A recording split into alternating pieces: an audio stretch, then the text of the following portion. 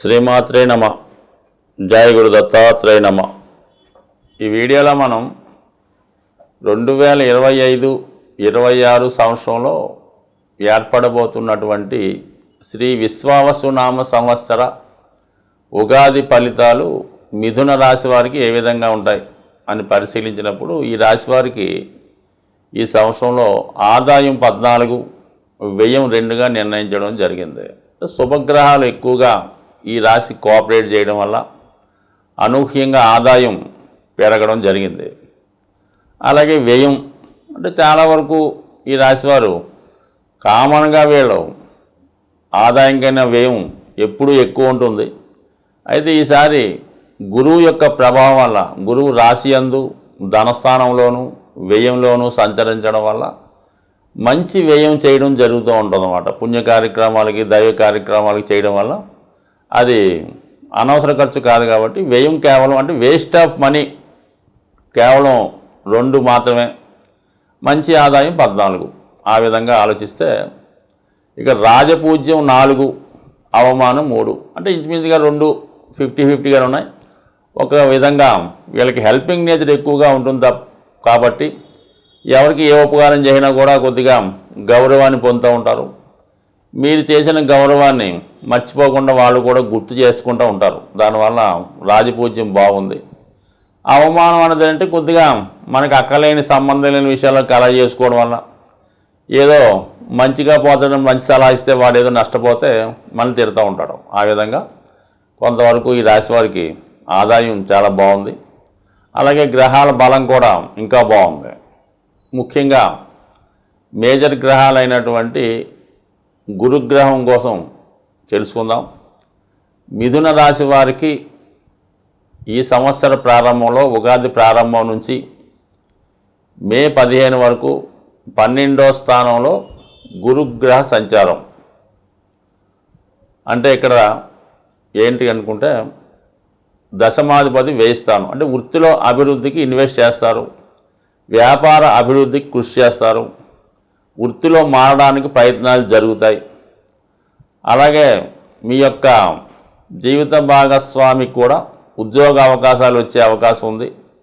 అలాగే మీకు మీ కుటుంబ అవసరాలకి పెద్దవారి సహకారం లభిస్తుంది. అలాగే మీరు కూడా పిల్లల విద్య కొరకైతేనే, వారి అభివృద్ధికి అయితేనే, వ్యక్తిగతంగా మీరు ఉన్నత చదువులకైతేనే ధన వ్యయం జరుగుతుంది. అంటే ఎక్కువగా ఈ మిథున రాశి వారికి ఈ సంవత్సరంలో ఈ ఉగాది నుంచి ఇంచుమించుగా అక్టోబర్ లోపల కంపల్సరిగా వారు ప్రయత్నం చేస్తే అటు విదేశయానం జరుగుతుంది, దూర ప్రాంతంలో ఉద్యోగ అవకాశాలు లభిస్తాయి.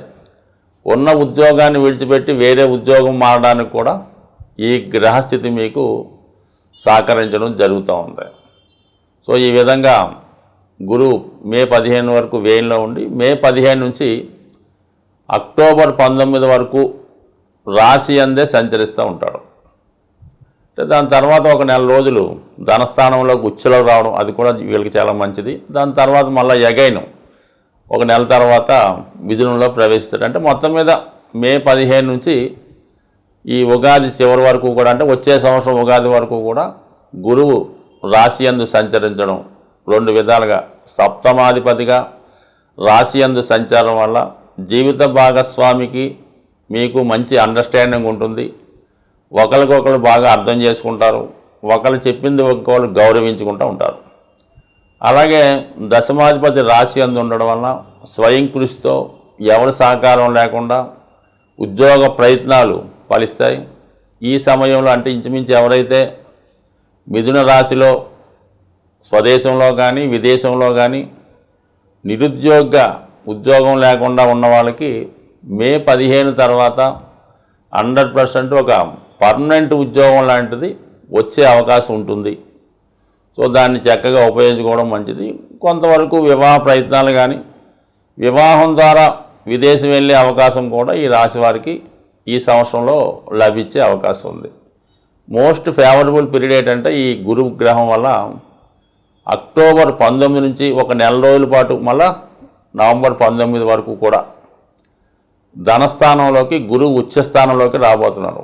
అప్పుడు మీకు ఉద్యోగంలో ప్రమోషన్ కానీ అలాగే మీ యొక్క శాలరీ ఇంక్రీజ్ అవ్వడం కానీ, కుటుంబంలో శుభకార్యాలు ఇవన్నీ టకటకమని ఒక నెల రోజుల్లో రావడం జరుగుతుంది. ఈ సమయంలో మీరు ఏమైనా శుభకార్యం చేయడం జరుగుతూ ఉంటుంది. ఏమైనా గృహప్రవేశం చేయడం కానీ, కొత్త ఇల్లు కొనుక్కొని మారడం కానీ, కొత్త వాహనం కొనుక్కోవడం కానీ ఇవన్నీ కూడా మీకు ఈ అక్టోబర్ నవంబర్ నెలలో మిథున రాశి వారికి ఖచ్చితంగా జరుగుతుంది.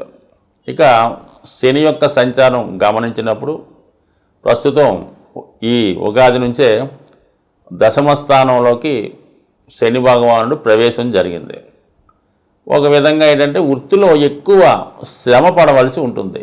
గతంలో మీరు ఒక 10 గంటలు పనిచేస్తే ఇప్పుడు 12 గంటలు పనిచేయవలసి వస్తుంది. కష్టం పెరిగే కొద్దీ మీకు గుర్తింపు రావడం కూడా జరుగుతూ ఉంటుంది. అంటే శని రాశి వారికి శుభగ్రహం అవుతుంటాడు. అంటే భాగ్య రాజ్యాధిపతిగా ముందుగా కష్టాన్ని ఇచ్చిన దాని తర్వాత అభివృద్ధినిచ్చే అవకాశం ఉంది. అంటే భాగ్యాధిపతి రాజ్యస్థానంలోకి వెళ్ళినప్పుడు ఏమవుతుందంటే భాగ్య రాజ్యాధిపతి యోగం ఏర్పడడం వల్ల వృత్తిలో గౌరవం పెరుగుతూ ఉంటుంది. అంటే బాధ్యత అంతా మీ మీద వేసుకొని వృత్తిని నిర్వహించడం జరుగుతూ ఉంటుంది. అష్టమాధిపతిగా ఉండడం వల్ల సడన్గా మీ యొక్క పై అధికారి కానీ వేరే ఒకరు పదవి వేయడం వల్ల వేరే కారణాల వల్ల ఆ పదవి వదిలివేస్తే ఆ పదవిలోకి మీరు సడన్గా వస్తూ ఒక మంచి సుపీరియర్ పోస్ట్లోకి వెళ్ళడం కానీ, ఒక డబుల్ ప్రమోషన్ లాంటిది పొందడం కానీ ఈ శని ప్రభావం వల్ల జరుగుతుంది. అయితే అది చెప్పుకోవడానికి ఆనందంగా సంతోషంగా ఉన్నప్పుడు కూడా పని భారం చాలా ఎక్కువగా పెరుగుతుంది. కాబట్టి ఓర్పుతో సహనంతో ఉండడం మంచిది. అంటే ఇది కూడా ఇంకో విధంగా మనకు సపోర్ట్ చేస్తుందన్నమాట. రాహు కూడా ఈ మే 18 వరకు దశమ స్థానంలో సంచరిస్తూ శనితో కలిసి సంచరించడం జరుగుతూ ఉంటుంది. ఇది ఎక్కువగా టీవీ మీడియా సినిమా రంగం వారికి, ఎక్కువగా సాఫ్ట్వేర్ రంగం వారికి, దాని తర్వాత వైద్య వృత్తిలో ఉన్న వాళ్ళకి కానీ, ముఖ్యంగా ఎవరైతే ఏరోనాటికల్ విమానాలు సైంటిస్టులు వాళ్ళకి కూడా ఈ గ్రహస్థితి మీకు అనుకూలించి అంటే మీ వృత్తిలో మీరు మీ విజ్ఞానాన్ని ఇంకా పెంచడం వల్ల, కొత్త కొత్త పద్ధతులు ప్రవేశపెట్టడం వల్ల, కొత్త యంత్రాలు కనిపెట్టడం వల్ల వాటిని ఉపయోగించి మీ పని సులువు చేసుకోవడంతో పాటు ఇతరులకు కూడా ఉపయోగపడే విధంగా ఏదో ఒక మీరు కనుక్కోవడం వల్ల ఒక సైంటిస్ట్గానో ఒక వ్యక్తిగానో మీకు మంచి గుర్తింపు కూడా రావడం జరుగుతూ ఉంటుంది. ఏదైనా ఒక కొత్త విషయాన్ని లోకానికి తెలియజేయాలన్నా మిథున రాశి వారికే సాధ్యమవుతూ ఉంటుంది. ఇక శని ఫేవర్గా ఉన్నాడు 90%. గురుగ్రహానుగ్రహం సంపూర్ణంగా ఉంది. రాహు కొంతకాలం పాటు మే 18 వరకు దశమంలో ఉండి దాని తర్వాత ఏకాదశంలోకి రావడం జరుగుతుంది. 9వ స్థానానికి రాహు రావడం ఇది విదేశంలో ఉన్న వాళ్ళకి, విదేశం వెళ్దాం అనుకున్న వాళ్ళకి చాలా వరకు సహకరిస్తుంది. స్వదేశంలో మన సాంప్రదాయాలు పాటిద్దాం అనుకున్న వారికి కొంతవరకు ఇబ్బంది కలిగే పరిస్థితులు ఎదురవుతూ ఉంటాయి. వివాహం ద్వారా కానీ మీ కుటుంబంలో ఏదో ఒకటి మన సంస్కృతికి వ్యతిరేకంగా జరగవచ్చు. కొన్ని సందర్భాల్లో మీరు తప్పనిసరిగా ఇటువంటి వాటికి ప్రోత్సహించి అంటే మన యొక్క సాంప్రదాయాలకు విరుద్ధంగా కొన్ని నిర్ణయాలు తీసుకురావడం జరుగుతుంటుంది.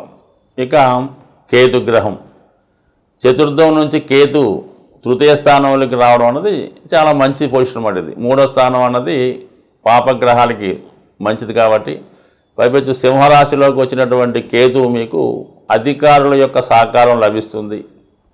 అలాగే మంచి హోదా కలిగినటువంటి వారితో మీ పరిచయం పెరుగుతుంది. అలాగే కొత్త విషయాలు తెలుసుకునే అవకాశం ఉంది. అలాగే ఇంచుమించుగా ఏదన్నా ఒక శుభకార్యం చేయడం జరగడం కానీ, ఒక గృహప్రవేశం జరగడం కానీ, మొత్తం మీద కేతువు 3వ స్థానంలో ఉంటూ మిమ్మల్ని మంచి మార్గంలో ప్రయాణించే విధంగా ముందుకు తీసుకెళ్తూ ఉంటాడు. బాగా అధికార హోదా ఉన్నవారు కానీ, మంచి సాంప్రదాయంగా ఉన్నటువంటి వారు కానీ, మంచి మేధావులు, అలాగే గొప్ప జ్ఞానులతో మీకు ఈ సమయంలో పరిచయం ఏర్పడే అవకాశం ఉంది. వారి యొక్క సలహాలతో మీ యొక్క కొంతవరకు వారి వారి ఏజ్ని బట్టి ఒక ఆధ్యాత్మిక రంగంలోకి ప్రవేశించడం కానీ, మంచి ఆధ్యాత్మిక కలిగినటువంటి మిత్రుడు మీకు సహకరించడం వల్ల మీరు కొంతవరకు మీ యొక్క మార్గాన్ని మార్చుకొని కొత్త మార్గంలో ప్రయాణించే విధంగా ఈ గ్రహస్థితి మీకు కేతువు సహకరించే అవకాశం ఉంది. మొత్తం మీద ఏంటంటే శని భగవానుడు, గురువు, కేతువు చాలా వరకు సహకరిస్తారు. రాహు కూడా కొంతమంది సహకరిస్తాడు. అది వాళ్ళ యొక్క ఆలోచనను బట్టి నిర్ణయం అయితే జరుగుతుంది. కానీ మొత్తం మీద విదేశం వెళ్దాం అనుకున్న వాళ్ళకి ఇది బ్రహ్మాండమైనటువంటి అవకాశం.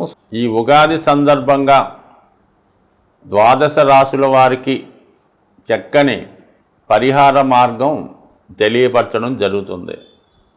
సాధారణంగా ప్రతి ఒక్కరికి ఉన్నటువంటి సమస్యల్లో ఆర్థికపరమైనటువంటి సమస్య, రుణ బాధలు, ధనం సరిపోవడం ఒకటైతే, మరి కొంతమందికి అనారోగ్యపరమైనటువంటి సమస్యలు, హెల్త్ ఏదో రకంగా ఇబ్బంది పెడుతుంటుంది. అంటే సాధారణంగా ఈ అనారోగ్య సమస్యలు బయట వారికి అర్థం కావు. ఆరోగ్యంగా ఉన్నవాడికి అనారోగ్య సమస్యల గురించి పెద్ద అలాగే అనుకుంటాడు తప్ప పెద్దగా ఇతనికి దాని గురించి పెద్ద బాధ ఉండదు. అనారోగ్యంతో బాధపడుతున్న వాడికి ఆ బాధ తెలుస్తూ ఉంటుంది. అలాగే ఆర్థిక పరంగా బాగుండి ఎటువంటి లోటు లేని వాడికి ఆర్థిక సమస్యలు అర్థం కావు. ఆర్థిక సమస్యలు ఎలా ఉంటాయి, అది ఉండడం వల్ల ఏ విధమైన ఇబ్బందులు ఉంటాయని కొంతమందికి అర్థం కాదు. ప్రస్తుతం ఉన్నటువంటి జనరేషన్లో చాలామందికి, అంటే ఇప్పుడు ఉన్నటువంటి పిల్లలు, చదువుకున్న పిల్లలు ఉన్నటువంటి జనరేషన్లో ఉన్నటువంటి స్టూడెంట్స్కి అసలు ఫైనాన్స్ ప్రాబ్లం అంటే తెలీదు, అసలు ఆకలి అంటే ఎలా ఉంటుందో కూడా తెలీదు. అంటే ఇది ప్రస్తుతం వీటన్నిటికీ ఏదైనా చక్కని ఆరోగ్యం, మంచి ఫైనాన్షియల్ పొజిషన్ ఇవ్వాలంటే దానికి మనం ఆరాధించవలసినటువంటి గ్రహం, ఏకైక గ్రహం సూర్య భగవానుడు. సూర్య భగవానుడు అనుగ్రహం ఉంటేనే ఈ రెండు, ఆరోగ్యం, ఐశ్వర్యం రెండు కూడా లభిస్తాయి. మిగతా గ్రహాలు ఎలా ఉన్నా మనకు అనవసరం. ఒక్క రవి బలంగా ఉంటూ రవిని పూజించుకుంటే 100% ఆర్థిక సమస్యలు, అనారోగ్య సమస్యల నుంచి బయటపడవచ్చు. అందువలన ఏంటంటే మరి ప్రతి ఒక్కరూ కూడా ఈ ఉగాది నుంచి సూర్య భగవానుడిని ఆరాధిస్తూ ప్రతిరోజు సూర్య నమస్కారం చేసుకొని ఆదివారం నియమంగా ఉండడం. దాని తర్వాత ఏంటంటే ఈ క్యారెట్ ఏదైతే ఉందో అది ఆదివారం రోజు గోవులకి పెట్టడం వల్ల సూర్య భగవానికి సంతృప్తి కలుగుతుంది. అంటే క్యారెట్ ఆవులకి పెట్టవలసి ఉంటుంది. సూర్యునికేమో అవకాశం ఉన్నవాళ్ళు ఆదివారం రోజు పాయసం, అంటే గోధుమ నూకతో చేయనటువంటి హల్వా కానీ పాయసం కానీ నైవేద్యంగా పెట్టవలసి ఉంటుంది. పెట్టిన ప్రసాదాన్ని మీరు స్వీకరించవలసి ఉంటుంది. అంటే సూర్యభగవానుడికి దంతాలు, పళ్ళు ఉండవన్నమాట. అంటే కొన్ని కారణాల వల్ల దక్ష యజ్ఞంలో ఆ విధంగా జరిగింది. అందువల్ల మెత్తని పదార్థాలు, పాలతో చేసినటువంటి కోవా, గోధుమలు ఇష్టం కాబట్టి ఆ ప్రసాదం పెట్టడం వల్ల మనకి ఐశ్వర్యం లభిస్తూ ఉంటుంది. టెక్నిక్గా చూడండి, మీరు మన మామూలు వరి అన్నం కన్నా ఈ గోధుమ రొట్టి ఎవరైతే తింటూ ఉంటారో ఎక్కువ, అంటే 2 పూటలు కూడా తినచ్చు, వారి యొక్క ఐశ్వర్యానికి, సంపదకి మామూలుగా మనం వరి అన్నం తినే వాళ్ళు ఒకసారి కంపేర్ చేసుకోండి. అంటే రవి అనుగ్రహం ఈ గోధుమ వినియోగం వల్ల రాస్తుంది కాబట్టి నానబెట్టిన గోధుమలు కూడా ఆవుకి పెట్టడం వల్ల, క్యారెట్ పెట్టడం వల్ల, మీరు కూడా అవి ఆహార పదార్థాలుగా తీసుకోవడం వల్ల అది కంటి చూపు పెరుగుతుంది, ఆరోగ్యం పెరుగుతుంది, ఐశ్వర్యం కలుగుతుంది, ఆరోగ్యం కూడా కలుగుతుంది. బట్ ఏదైనా సూర్య ఆరాధన, సూర్యాష్టక పారాయణ, ఆదిత్య హృదయం నేర్చుకుంటే, చదువుకుంటే మొత్తం ఏ గ్రహ పరిహారానికైనా ఒకటే సమస్య, సూర్య ఆరాధన. స్వస్తి.